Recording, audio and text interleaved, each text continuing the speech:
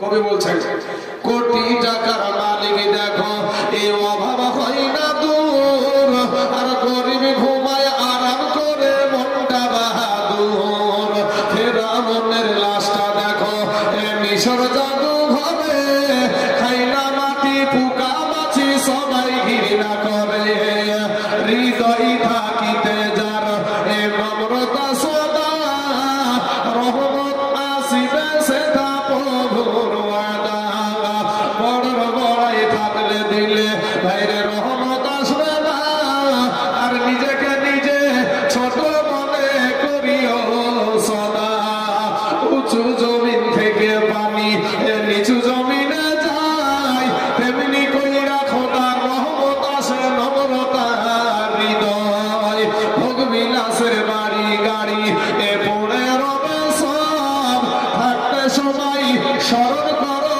আল্লাহ আমার রব বাবারা অগমার পর্দার আড়ালের মা খালা গো শোনে যারা যে রাতের বেলা মা এরে যুব ও আমার নৌজওয়ান যুবক ভাইয়েরা তোমাদের পা দুখানা আগায়া দাও তোমাদের পায়ে হাত দিয়া ঘুমিরে ভাই মাস্তানি করিও না যৌবনের বাহাদুরি দেখায়ও না ভাই রে তোমার চাইতে বড় মস্তান ছিল ফেরাউন ছিল না কি কেউ কথা বলেন না কেন নিজে বলেছিল আলা রাব্বুল আলা আমি সব চাইতে বড় আল্লাহ নাউযুবিল্লাহি মিন যালিক আমার আল্লাহ ফেরাউনকে পানিতে চুবিয়ে মেরেছে বাবা এত বড় মস্তান তারপরে বাবাজি নমরুদ আল্লাহর সাথে যুদ্ধ করবে আল্লাহ নিম্নমানের একটা সৃষ্টি মশা এই সৈন্য পাঠিয়ে দিল বাবা মশাতে সাইজ করতে করতে এখন নমরুদ পালিয়ে যে দুইকে বসে আছে মশা বলছে আল্লাহ আমার জন্য কাউকে রাখনি বলে তোর জন্য প্রধানমন্ত্রীটি আছে এই ন্যাংরা অসুস্থ একটা মশা যায় ওর কপালে বসলো মারতে যাবা কি হঠাৎ দিয়ে লাতের ভিতর দিয়ে আবার মাথার মগজ হয়েছে মাথার মগজে যখন বসেছে তখন এত বড় মস্তান আল্লাহর সাথে যুদ্ধ করবে এ তো বুঝে আমার মাথা ঠিক রে ওরে আবার বলে আমার মাথা ঠিক আর এক করেছে মাথায় মার আর এক করেছে জুতি দিয়ে মার জুতি আর বাড়ি খুব সম্মানীয় জিনিস কি হ্যাঁ সাতটাদের চাইতে টাকা আমাদের বেশি নাকি হ্যাঁ আমাদের এলাকায় যত কোটি টাকার মালিক আছে বাবা সাতটাদের চাইতে টাকাওয়ালা ব্যক্তি না হ্যাঁ সুবহানাল্লাহ কবি বলছেন কোটি টাকার মালিক দেখো এ অভাব হয় না দূর আর গরিব ঘুমায় আরাম করে মনটা বাহাদুর ফেরাউনের লাশটা দেখো এ মিশর জাদু ঘরে খাইলা মাটি পোকা মাছি সবাই ঘৃণা করে বাবা গো এই ফেরাউনের লাশে একটা মাছিতেও বসে না একটা পোকাতেও ছয় না মাটিতেও নেই না পানিতেও নেই না কারণটা কি কারণটা হলো আমার আল্লাহ আর আমার নবীর সাথে বাবা মাস্তানি যুবক রে ফিরাই রে যুবক তওবা করে আল্লাহর কাছে ক্ষমা চাও আমার আল্লাহ তোমার জীবনের সব গুনাহ মাফ করে দিবে জোরে বলে সুবহানাল্লাহ এ বাবারা আমার আল্লাহ বলে বান্দা রে আমি তোর আল্লাহ তোকে বড় মুহাব্বত করি রে বান্দা আল্লাহ কোরআনে বলেছেন খুলিকাল ইনসানু দাঈফা আমার আল্লাহ মানুষকে বড় দুর্বল করে সৃষ্টি করেছে বাবা এ মুসলমান এরা আমার যুবক ভাই জানেরা রক্তের বাহাদুরি দেখায় না রে বাবা যৌবনের বাহাদুরি দেখায় না রে বাবা আজকা বৃদ্ধ মানুষগুলোকে জিজ্ঞাসা করো চাচা দাদা গো আপনার যৌবনের অবস্থা কেমন ওই চাচা বলবে কিচ্ছু নাই যুবকরা যৌবনের বাহাদুরি দেখায় না আমার নবীর আদর্শিত হও ও যুবক আমার নবীর আদর্শের মালাটা গলায় পরিয়ে নাও তোমার কবরটা জান্নাতের টুকরা হয়ে যাবে জোরে বলেন সুবহানাল্লাহ আমার আল্লাহ বলে বান্দা রে ওরে বান্দা আমি আল্লাহ তোকে বড় দুর্বল করে সৃষ্টি করেছি রে বান্দা এর কারণে আমি আল্লাহ তোর উপরে মায়াটাও বেশি জোরে বলেন সুবহানাল্লাহ আমার আল্লাহ বলে বান্দা করেছি আমার বলি নাই রে বান্দা। ওরে বান্দা আমি জমিন সৃষ্টি করেছি আমার বলি নাই রে বান্দা। আমি সূর্য সৃষ্টি করেছি আমি বলি আমার বলি নাই রে বান্দা। আমি পাহাড় সৃষ্টি করেছি আমার বলি নাই রে বান্দা। ওরে বান্দা তুই হলি আমার। জোরে বলে সুবহানাল্লাহ। আমার আল্লাহ বলে বান্দা ওরে বান্দা তুই মনে করছিস আমার চাইতে তোর মা জননী তোকে বেশি ভালোবাসে। তুই মনে করছিস আমার চাইতে তোর আব্বা জান তোকে বেশি ভালোবাসে। ওরে বান্দা তুই মনে করছিস আমার চাইতে তোর বিবি তোকে বেশি ভালোবাসে। তুই মনে করছিস আমার চাইতে তোর বাপ সন্তান তোকে বেশি ভালোবাসে। না রে বান্দা না, আমি আল্লাহর চাইতে তোকে কেউ বেশি ভালোবাসে না। বাবা গো আমরা যখন মা জননীর গর্ভে ছিলাম দুনিয়ার কোন প্রধানমন্ত্রী একটা বার চিন্তা করে নাই, দুনিয়ার কোন মুখ্যমন্ত্রী একটা বার চিন্তা করে নাই ওই সন্তানটা মায়ের পেটে কি খেয়ে বেঁচে থাকবে। কিন্তু বাবা আমার দয়াময় আল্লাহ আগে থেকে মায়ের পেটে খাবার দিয়ে রেখেছে। জোরে বলেন সুবহানাল্লাহ। বাবাজি আমার সোনামানিকেরা, ওগো আমার ভাই জানেরা, ও যুবকেরা, এ যুবক যৌবনের বাহাদুরি দেখায় না রে বাবা। তোমার মতন কত যুবক রাস্তায় ড্রাইভারি করে ভাত খায়, এরপরেও ভাই রে 5 ওয়াক্ত নামাজ পড়ে, তুমি কেন পারবা না রে বাবা? তোমার মতন কত যুবক পুলিশ খেটে ভাত খায়, এরপরেও 5 ওয়াক্ত নামাজ পড়ে, তুমি কেন পারবা না রে বাবা? তোমার মতন কত চাকরি করে, পুলিশের চাকরি করে, এরপরও 5 ওয়াক্ত নামাজ পড়ে, 1 টাকা ঘুষ খাই না, অভাব নাই, তুমি কেন পারবা না রে বাবা? ও আমার পর্দার আড়ালের মা খালা গো, তোমার মতন কত মা বাড়ির সংসারের সমস্ত কাজ করে, এরপরও 5 ওয়াক্ত নামাজ পড়ে, তুমি কেন পারবা না রে মা? ওরে মা, ওরে আমার কালেমার বোন, তোমার মতন কত মন পর্দা করে কলেজে যাই, স্কুলে যাই, ইউনিভার্সিটিতে যাই, এরপরে 5 ওয়াক্ত নামাজ পড়ে, পর্দা করে, তুমি কেন পারবা না রে বোন? ওরে বোন ফিরে এসো, আমার আল্লাহর কাছে তিলখানা নরম করে দিয়া একটা বার গভীর রাত্রিতে চাই নামাজের পাটিটা ফেলে দাও। আল্লাহকে বলো আল্লাহ গো, আসমানের নিচে জমিনের উপরে আমার মতন গুনাহগার কেউ নাই, চোখের পানি ছেড়ে দিবেন বাবা, চোখের পানি গালে আসতে দেরি হবে, আপনাকে আমার আল্লাহর ক্ষমা করতে দেরি হবে না। জোরে বলে, কারণ বাবা আমরা শেষ নবীর উম্মত, এই শেষ নবী উম্মত হওয়ার কারণে আমাদের অনেক ফ্যাসিলিটি বাবা। কোন নবী আল্লাহর মেহমান হতে পারে নাই, কিন্তু আমাদের নবী আল্লাহর মেহমান। হ্যাঁ, মেরাজের রাত্রিতে আমাদের নবী আল্লাহর মেহমান। হাই হাই আমরা সবাই ভাগ্যবান, আমাদের নবী আল্লাহর মেহমান। হাই হাই আমরা সবাই ভাগ্যবান, আমাদের নবী আল্লাহর মেহমান। আর গেলেন নবী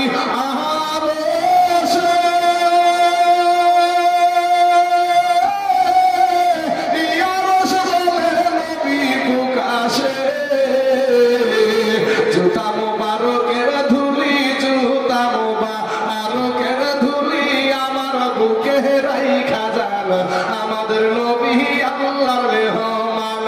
হাই হাই আমরা সবাই ভাগ্যবান, আমাদের নবী আল্লাহর মেহমান। কঠিন মনোযোগ বাবাজি, আমরা শেষ নবীর উম্মত, আমাদের নবী ও বাবাজি সারা জীবন নিজের জন্য বলে নাই, সারা জীবন শুধু উম্মতের জন্য কেঁদেছে। জোরে বলেন না সুবহানাল্লাহ। আর আমাদের চোখে পানি আসে না বাবা। বড় বড় আল্লাহর ওলিদেরকে একটু আপনি নজর করে দেখেন, ডানে তাকায় তবু আল্লাহর তালাশ করে, বামে তাকায় তবু আল্লাহর তালাশ করে, আবার সামনে তাকায় তবু আল্লাহর তালাশ করে, পিছনে তাকায় তবু আল্লাহর তালাশ করে। ও বাবা, এরা আমার আল্লাহ এবং নবীর পাগল। এই পাগলদের কাছে একটু সহবতে যান, একটু আল্লাহ তাদেরকে বলেন আমার জন্য দোয়া করে, আমার চোখে পানি আসে না। চোখে পানি না আসার কারণ হলো গুনাহে গুনাহে আমাদের কালটা পাথর হয়ে গেছে বাবা। এর কারণে আজকে আপনি খোলাফায়ে রাশিদিন ওনাদের জীবনী পড়ে দেখুন, জান্নাতের সার্টিফিকেট পেল, এরপরেও কান্না আর কান্না। আজ আমাদের চোখে পানি নাই। ওরা যুবক ভাইয়েরা, আমার সোনা মালিকেরা, একটা সেকেন্ডের আযাব আপনারা সহ্য করতে পারবেন না বাবা। জাহান্নামের আগুন এত কঠিন, এত কঠিন বাবা। দুনিয়ার আগুন যেই জায়গায় লাগবে সেই জায়গাটাই পড়বে। ও যুবকেরা, ভাই যুবকেরা, শোনা রে, আমি তোমাদেরকে বলছি ভাই, তোমার শুনতে মন চাইছে না, ভালো লাগছে না, কিন্তু যেদিন আজরাইল হাজির হয়ে যাবে, আজকে মৌলবীদের কথা শুনতে তোমার ভালো লাগে না, যেদিন বাবা বিপদে পড়ে তখন ঠিক মৌলবীর কাছে দাঁড়াই। হ্যাঁ, এই মোল্লাহারা ছাড়া তোকে কবর দিবে না, এই মোল্লাহারা ছাড়া তোকে দাফন করবে না। ওরে সারা জীবন করবি না তুই যাই মোল্লা রেখি না, সেই মোল্লা এটা তো ভাবলি না, এই মোল্লা না থাকলে তোর মার বিয়া হইতো না। আমার মার বিয়ে কে পড়াচ্ছে? এক মৌলবী সাহেবে। আপনার মার বিয়ে পড়াচ্ছে মৌলবী সাহেবে। হ্যাঁ, দেখি না? তাহলে মোল্লা না থাকলে মায়ের আমার বিয়ে হতো না, আর বিয়ে যদি হালাল না হতো তাহলে বুঝলেন? আপনার বুঝার আল্লাহ শক্তি দিয়েছে, বুঝলে বুঝ পাতা, না বুঝলে বাবা তেজ পাতা। এই যুবকের আমার ভাই জানেরা, আমার আব্বা জানেরা, আমার পর্দার আড়ালের মা খালারা শুনে যান বাবা, জাহান্নামের আগুন যেই জায়গায় লাগবে সেই জায়গায়, আপনার দুনিয়ার আগুন যেই জায়গাটাতে লাগবে সেই জায়গাটা পুড়বে। হাতে লাগলে হাতখান পুড়ে যাবে, পায়ে লাগলে পাখান পুড়ে যাবে, কিন্তু জাহান্নামের আগুন আপনার দেহতে লাগা মাত্র আপনার কলেজা পর্যন্ত ভুনা করে ফেলবে, আপনার কলেজা পর্যন্ত ভুনা করে ফেলবে। মাস্তানি করার কোনো সুযোগ নাই রে ভাই। যৌবনের বাহাদুরি দেখায় না। ও যুবকেরা শোনা, তোমার মতন যুবকেরা আমার দয়ার নবীর পাশে দাঁড়িয়ে আমার নবীকে কত সহযোগিতা করেছে, আর নিজের বিবিকে বিধবা করে দিয়েছে, সন্তানকে এতিম করে দিয়েছে। এ বাবাজি, এইভাবে তারা এই ইসলামকে প্রতিষ্ঠিত করেছে। আজকে আপনার বাপ মুসলমান, আপনার মা মুসলমান, আপনার দাদা মুসলমান, আপনার দাদি মুসলমান, আপনার 14 গোষ্ঠী মুসলমান, এরপরেও ভাই তুমি কালেমা পড়া জানো না, এরপর তুমি 5টা কালেমা জানো না, নামাজ জানো না, দুরূদ শরীফ জানো না, এই যুবক গোসল করাও জানো না। অনেক যুবক ছেলে বাবা বিয়ে করিয়া বউ বিবিকে সংসার করে আপনার ছেলে মেয়ের বাপ আছে, তারপরেও বাবা গোসলের ফরজ জানে না। এরকম আছে না ভাই? না বুঝতে পারছেন আপনারা?